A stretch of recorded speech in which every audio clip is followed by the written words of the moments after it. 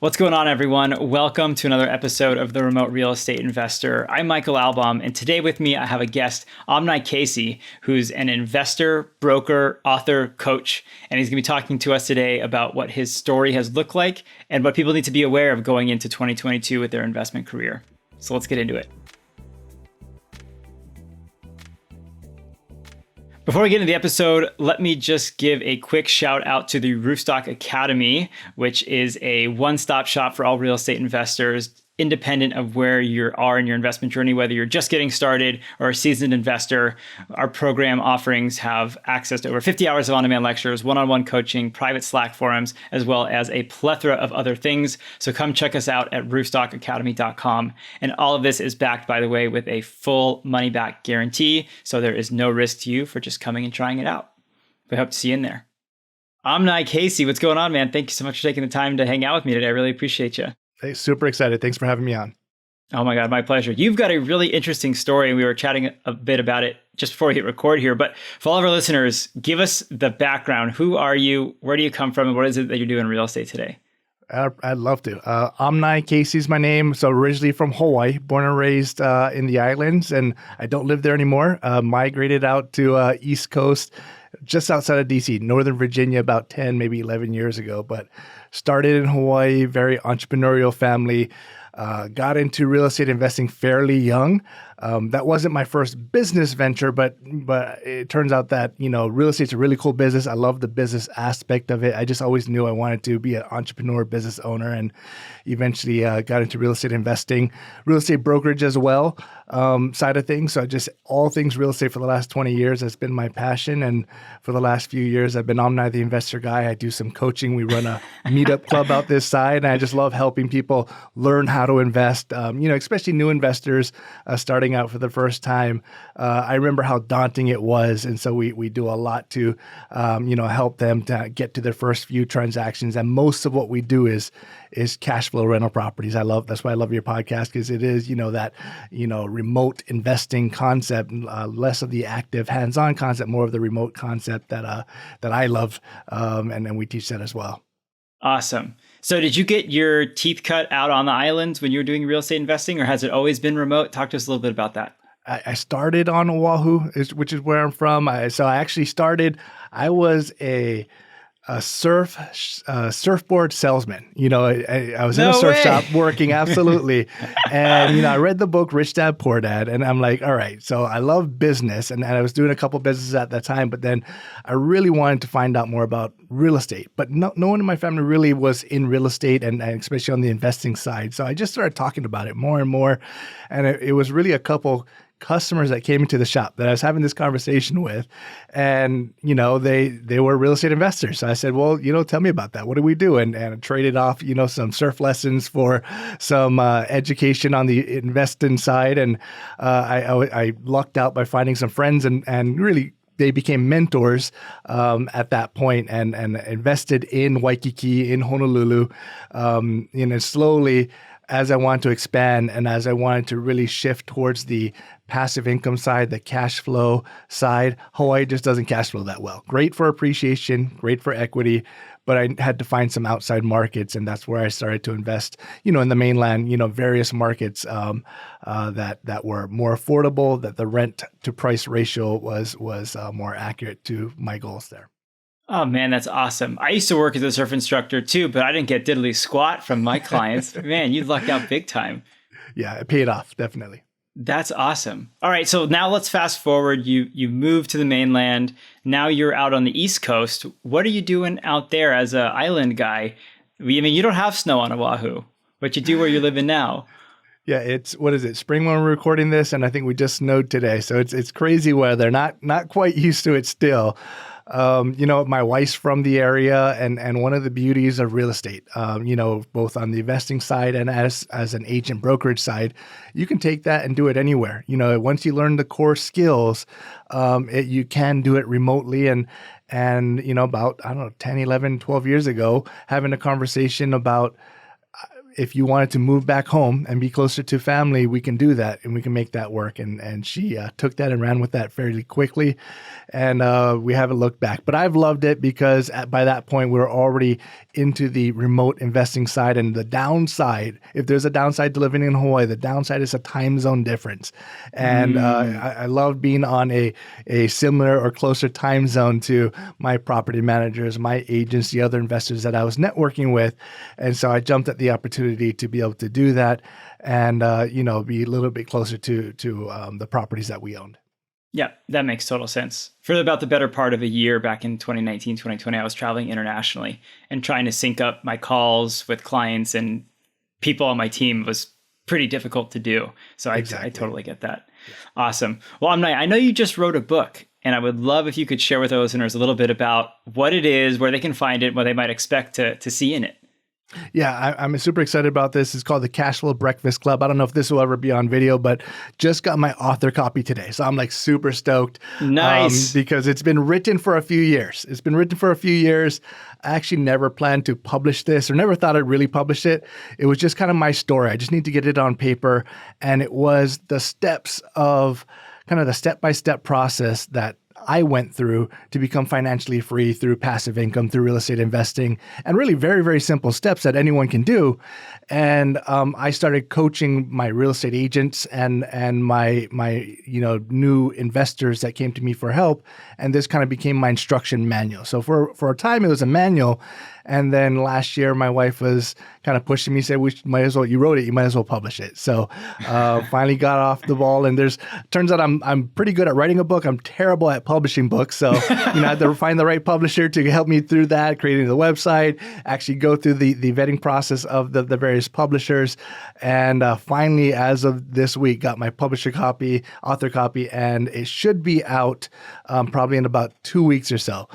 So we're excited about that. But really, it's a story. I think in bullet points, and I'm very direct, and so I love, just reading like a manual, but I know that makes a terrible book. And so yes. I was able to kind of look back at some of the books that really impacted me the most. You got Rich Dad, Poor Dad, you have several others, and a lot of them were in this parable format, this story format. And so I rewrote this manual in a parable format, and it happened to be about this character that grew up in Hawaii that got into real estate investing, that started to invest remotely. So it was the same story, but it allows kind of the reader to, one, experience becoming an investor vicariously, ups and downs and everything in between. Real estate agent side as well, gives you a glimpse into that as well. And then the foray of having to trust, how do you trust someone overseas to kind of help you invest remotely as well. So it kind of takes you through those emotions vicariously from the comfort of hopefully your couch there while you're reading it. And I'm excited to put it out there. Love it. Well, I'm very excited to read it. Where can people grab a copy of it? So my website is omnitheinvestorguy.com. That's probably the best place to get it. I'm assuming at some point it'll get syndicated out to everywhere you can buy a book. But right now, omnitheinvestorguy.com, there's a tab that says book, and that'll take you there. Awesome. And we'll link to that in the show notes here. I want to shift gears here just a little bit. And I'm curious, you have a mantra that everyone needs two professions, one for you and one for your money. Talk to us a little bit about what that means and why it is you feel that way. Yeah, it's a training, and I guess I need to come up with a better name for that, but it's a training that I've done over the years multiple times. And I'm a father of three. They're my whole life. My oldest son is 13-year-old, my daughter is 9, and my youngest son is 7. And everything I do is like most parents are involved around them, and I kind of keep them involved on the investing side, the education side. And I would love nothing more than my kids to just be obsessed with real estate investing like I am. But the reality is one of them is, and the other two I'm not sure yet, right? And kind of to figure out from a parent standpoint, what's the right way to go about that? How much do I actually push? How much do I actually kind of encourage them to kind of go down the path that I found? And I guess you can kind of take that whether it's real estate investing or any sort of profession you're in, and realizing that even though they might not be passionate about real estate investing down the road, the reality is real estate investing or that knowledge, if they get that baseline now and start investing, as soon as possible, they can eventually do anything they want, right? So you don't actually have to be passionate, about real estate investing to make money in real estate investing. So if my daughter wanted to be a ballerina, she can go be a ballerina. If she wanted to go be a barista somewhere, she can be a barista. That's not going to pay the bills. So hopefully the real estate investing side, right? Making your money work for you.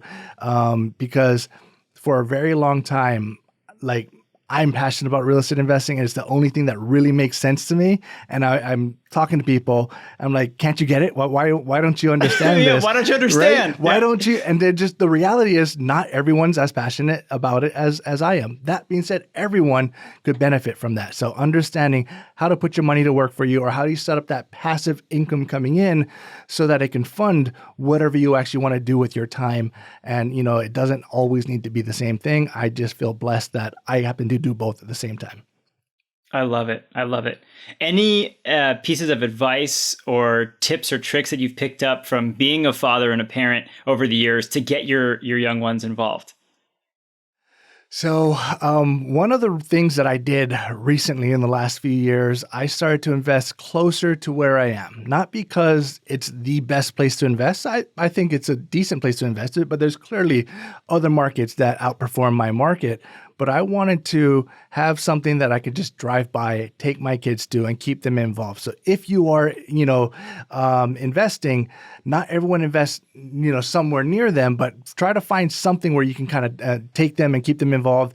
Because every single weekend we're driving by, we're visiting a project, we're checking on a renovation, we're doing something where they just kind of feel like, all right, they get to kind of point, and we actually assigned the rights, I guess, if you will, to various rental properties to each of our kids. So they know that that's their property, right? Technically, they're not old enough to own the properties yet, but that's their property. And so we kind of go over the numbers with them. We go over the details. When we get it from our property manager, we go over kind of the breakdown. And so they can kind of see the numbers on the back end. And on the oldest side, my son, he gets it. My daughter's getting there. My youngest is like, yeah, I don't understand any of that. But I think just having that knowledge and having those conversations are they're hearing terms that at some point, it took me a whole life to kind of start hearing these terms until I started investing. And so they're very involved. And then just to kind of spark the conversation, there's a great game. Robert Kiyosaki put out the game, the Cash Flow board game, and we play that. We play that quite often, and we have the kids challenge the parents, and we talk about it after, and they get to see the correlation with the game and actual P&L statements that we review together about our properties. I love it. It's probably a good thing that they're too young to own property, because your tenants might take issue with writing rent checks to a 7-year-old. Exactly, sure. Oh, I love it. Well, I'm very curious to get your thoughts on a topic that's, I think, top of so many people's mind around the country, and that's inflation. We're recording this mid-April. Inflation is 8.5%. So curious to know, how is that affecting your personal investment philosophy going into 2022? That's such a great question. This is probably one of the top questions I get. And if someone asked me to come in and teach a class, it's probably the one that they request over the last 2 years or so. And we've been talking about it for a while, right? Inflation is always a discussion. Mm-hmm. I would say 4 years ago, the title of my course was like, what would you do if inflation hit 5%, right? And talking about this crazy hypothetical 5% number, 5%, right? Yeah. And we ran the numbers and said, here's what it would mean for your money. Here's what you would do on the investing side. And then last year I had to update it. I'm like, all right, well, looks like we're edging towards 6%. What if it hit 6%? And then earlier this year I had to update it and change it to 7%. And then I'm doing a class at an REI event next week, and I had to update it to 8.5%. So the reality is what we've been worried about for so long is here, right? And we don't know if it's transitory and how soon it's going to go away, but it's already here much longer than most people thought it would be. And it's already affecting your money, right? So money in the bank is just kind of deflating in value drastically by that 8.5% level, and it's probably going to go up more. So finding assets or asset classes, that can hedge against that. And it really speaks to kind of what we're in and validates a lot of what we do already in terms of it's less about the nest egg and the money in the bank. Your net wealth although it's something that people track and it's fun to track that, it really is your income, or at least your passive income, that is most important, because your wealth and your net worth goes up and down with inflation, goes up and down with market values, goes up and down with lots of things that you really don't have control over. But ultimately, if you're talking about financial freedom, you're talking about paying the bills or having money to do what you want to do, that comes from your passive income. And when you look at rental properties, especially long-term rental properties, that is the closest thing that does scale up with inflation. Not exactly, but it does scale up with inflation. As prices rise, people start to make more money, rents start to trend up. Now, it's not immediate because of the length of the leases, but typically trailing about 6 months to a year, you're able to pull it up. And if your passive income is tied to long-term rental income, that is one of the closest things that actually increases with inflation. I talk about the values of home, equity and appreciation is beautiful, but if my portfolio gets cut in half value-wise tomorrow, typically I'm still okay, because the reality is I bought most of those properties because of the rental cash flow value, and the cash flow value doesn't actually change based on the actual value of the property itself. So understanding, and I'm not saying rental properties are the only thing out there. It's the thing that I think makes the most sense, but something that brings in cash flow that does scale up with inflation is something that you'd have to focus, because if you're just in the stock market and you're just in the equity play, even Bitcoin or anything else, there's lots of things going up and down in value, but it's not pushing off cash flow to you. That's where you're probably losing out, because your money is really going to go down in value at some point once it all hits the fan. Yeah, makes total sense. So I've got a question for you, Omni. So we talk about inflation going up through the roof, and that means that the dollars held in the bank not doing work for us are losing value over time. We're also seeing this kind of unique set of circumstances where interest rates are going up very quickly, as are prices. There's got to be an inflection point where interest rates hit a point that causes prices to stagnate or either fall. And so for those people that want to have cash in the bank to take advantage of those maybe price fluctuations, but are also losing money by holding cash, I mean, how do you reconcile and square that? That's a great question. It is tough, and it's I've never seen a market change and evolve as quick as this one is. I was just doing it. So typically I buy most of my properties cash, and I try to refinance out and do the burst strategy. So I buy a portfolio and then I rehab them, update them, and then go to the bank and pull out equity. And I keep recycling the money that way. So I'm mid refinance right now, and I typically, from a small multifamily level, somewhere in the 4s to 5% range has been, the happy medium for a very long time. I just got an estimate at 7.5%.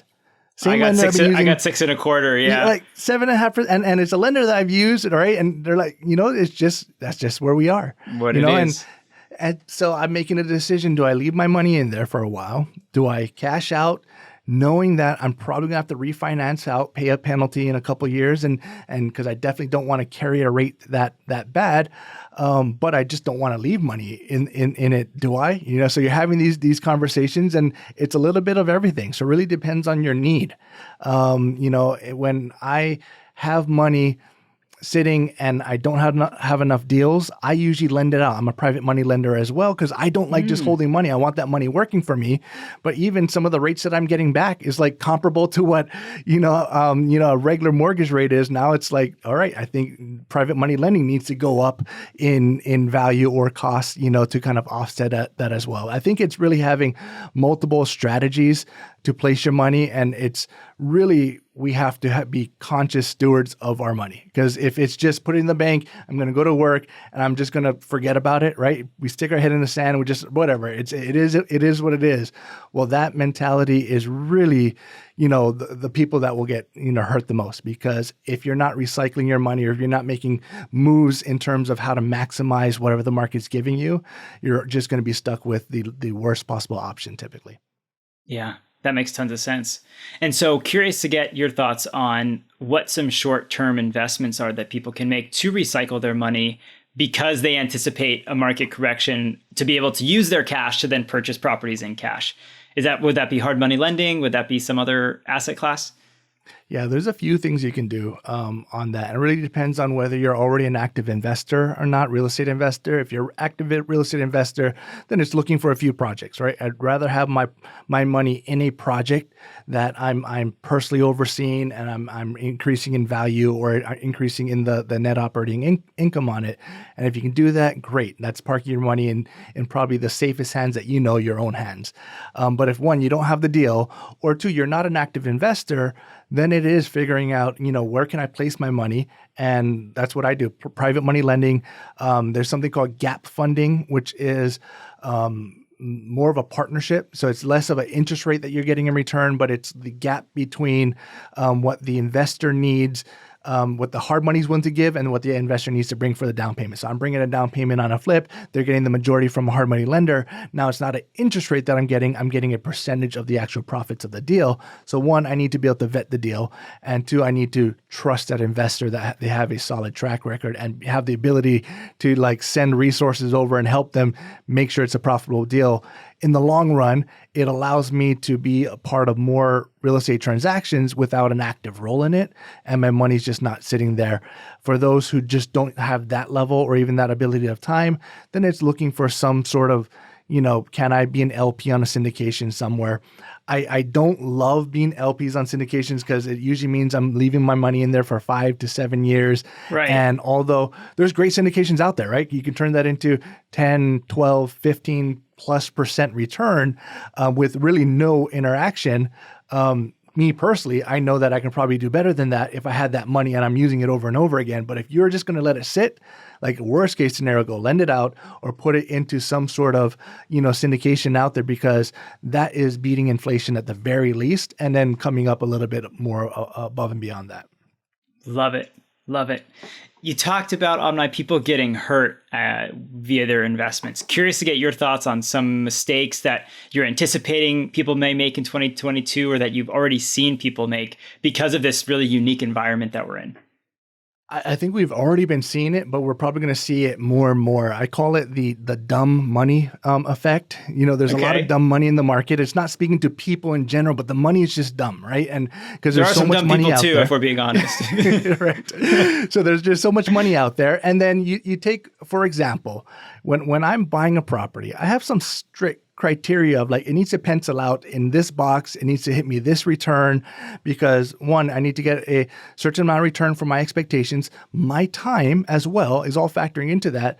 And then someone comes in and buys that property for, half of a return or a tenth of the return that I need. Yeah. And I'm thinking that was dumb. Why? But if we understand who that person probably was, it was probably someone that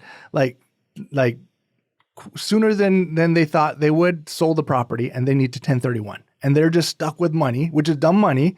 It's a great problem to have. They're not looking for the same return. They're looking to park money. That's it. Park money and do it, right? So that's a big factor, right? People, because everyone's being said, being approached and said, I want to buy your home. And people are just selling their home. It wasn't part of their plan, right? They were planning to sell it at the 5-year mark or the 10-year mark, and they sold it at the 2-year mark. And now they're stuck with this equity. That's a great problem for them to have. And then you have so much money in institutions and being raised in some of the syndications that we talked about that can't find the right deals. And so rather than sitting and not investing and really they having to pay interest on that, they just are gonna park their money as well for a much lesser of a return than what you or I would typically require out. So it's one, understanding that there's dumb money out there and don't get caught up in the competition of that dumb money. Because if you just say, all right, I guess, 2 cap is what we're expecting in this market. I guess I got to go do 1.5 cap to compete. That just doesn't make sense, right? I think one, you'd have to just readjust your strategy or maybe look in a different market or try to find some sub-market or some niche that just doesn't have the big competition. And it might be, lowering your price point a little bit because it typically is that larger price point portfolio or building that is often attracting the dumb money. So if you kind of take it down a notch, maybe have to do a few more transactions to spend the same amount of money, but you can get it done. Interesting. Okay. And what do you say to all the first time investors out there that are coming up against all this dub money and they just can't get a deal? And they're like, man, what am I supposed to do? Like I've done all the things I'm supposed to do. I'm making offers. I have my pre-qual letter. I can spend up to X. I've run the numbers. This is my buy box. I just can't find anything that fits the buy box. What do you say to folks like that?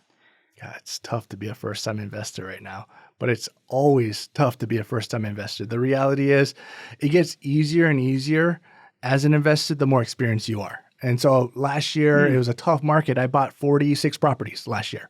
And so, and that was a big year for us. I set a big goal to do that and didn't actually hit my goal. But the reality, part of it was, one, I knew I wanted to buy as many properties as possible. I wanted to get as much debt as possible.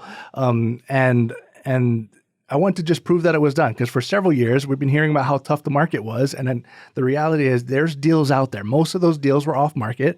And so it's building those relationships and it's understanding where you're going to go to do that. But I tell every new investor, the reality is until you buy your first property, you haven't even started. You start once you buy your first property. Like you can take every course, you can listen to every podcast, and it's good to have knowledge, but so many people get all the knowledge and never actually do anything.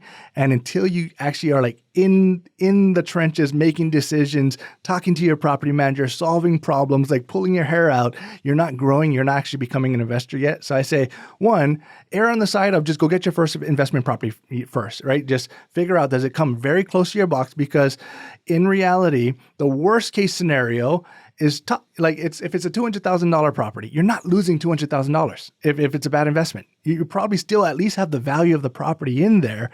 Maybe it's not cash flowing like you would hope it to. And if you have to exit it, maybe you're losing, breaking even or losing 5%, which I don't advocate losing money for. But I've had conversations like 8 years ago with people, and still today they haven't bought their first property. They just would have been so much better going in and just getting their first property, because that second property, that third property, that fourth property doesn't come to you until you get that confidence. And that confidence is overcoming obstacles that you come up against after you have your first property. So it's just getting in there. Because of that, most people I talk to end up lowering their price point quite a bit to like dip their toe into the market. So it's almost like, all right, I understand I'm taking a risk, but I'm going to risk, instead of $300,000, I'm going to risk $50,000 worth. And then, okay, now the spread one way or the other, it's a 5% gain or a 5% loss. That's not as bad. And so people looking for those types of markets. And then once they do that, then they're expanding to either larger unit counts or other markets that they're more comfortable with. It makes total sense. And I see the same thing inside of our Roofstock Academy and share similar advice with folks that, hey, it's once you get your first deal done, the physical act of doing that, you're going to learn so much more than I could have ever taught you in this course or in any course you take, like you mentioned. But it's funny because I hear stories, anecdotes of people going into that kind of $50,000 price point, having a bad experience or having a water heater blow, and now their cashier is screwed for the year. And like, man, real estate investing sucks. It doesn't work. And so you kind of have to, frame people's expectations around, okay, well, this is the asset class. These are the types of risks typically associated with these types of properties. And that $50,000 property, by the way, doesn't speak for real estate investing as a whole, right? You're exactly right. And I had to reframe. So I used to say, all right, how to get your first property. Now I don't even help anyone until they're committed to for the next 5 years, like figuring out, all right, what is your plan? Because the worst thing you could do is own a rental property. Like no one in the right mind should own a rental property or even two rental properties. Because guess what? You're not financially free by owning one or two properties. And you still have all the headaches of being a landlord and the stress and the anxiety. And you are a terrible landlord because you only own one or two properties. And you probably found subpar investments because you haven't been a investor for a very long time. So it's just getting started. You don't really ramp up and benefit from being a successful landlord or a seasoned investor. And you just kind of sit there hating your life. And so I kind of frame that and say, this is what it's going to be like. So really, you got to get to 3, 4, 5, 6 property. You got to get to your number. We always come up with like a baseline financial freedom number, not like your dream goal, but like you need this to pay the bills, to call yourself financially free. What is that number? Is it $3,000 a month? Is it $5,000 a month? Is it $100,000 a year? Whatever it is, and figuring out the math, working your way backwards and say, all right, that means it's 8 properties. That means it's 20 properties or whatever it is. Shoot for that goal, because if you don't, and you're just saying, I need to get an investment property, and then you get an investment property, guess what? It's going to suck. It's going to suck, right? You're going to hate being a landlord. You're like, why am I doing this for a few $100 a month? What does that even make sense? It does not make sense until you scale your portfolio.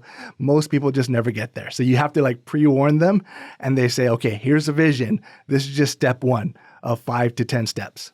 Yeah. No, it makes total sense. And I agree. And my last question for you, Omni, before I let you go is for those people that just can't even see past, like getting their first deal done is already scary enough. They can't possibly envision getting more properties as part of a portfolio because I was there. I was that person for a long time. So how do you kind of coach people or what do you share with folks to just get them to that point that says, hey, I know you might not be able to see properties 2 through 10 right now. Let's focus on 1. I mean, how do you reconcile that?